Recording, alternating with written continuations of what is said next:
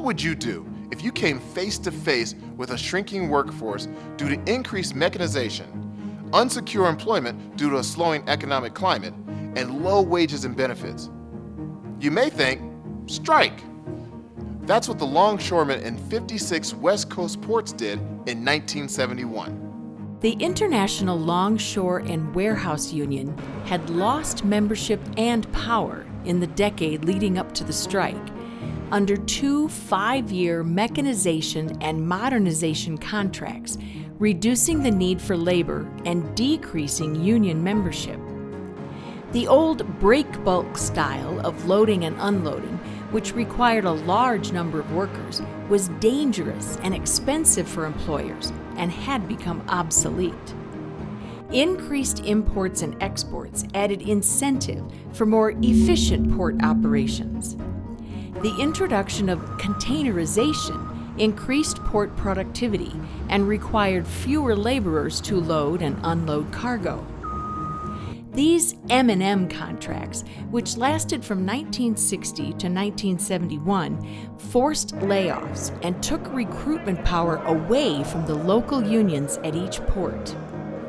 It was the first time non-union laborers were being hired in place of longshoremen since 1934. When negotiations did not come to an agreement at the end of the second M&M on July 1, 1971, longshoremen walked out of every port on the West Coast. This was the first fully organized strike by the union since 1934, and the first time the entire coast was shut down. The first phase of the strike lasted until October 4th, when President Nixon set up a Taft-Hartley Board of Inquiry, where it was decided that the Taft-Hartley Act must be invoked in order to avoid further damage to the economy.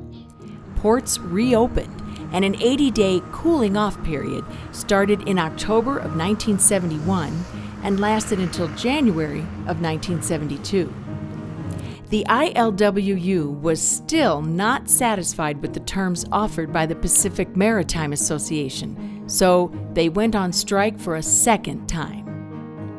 During this time, the Vietnam War was being fought, and shipments of military equipment to Vietnam had stopped. This action prompted Congress to pass arbitration legislation on February 7, 1972.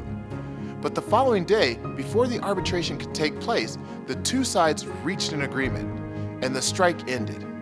The International Longshoremen and Warehouse Union strike of 1971 lasted 130 days and became the longest strike in the ILWU's history.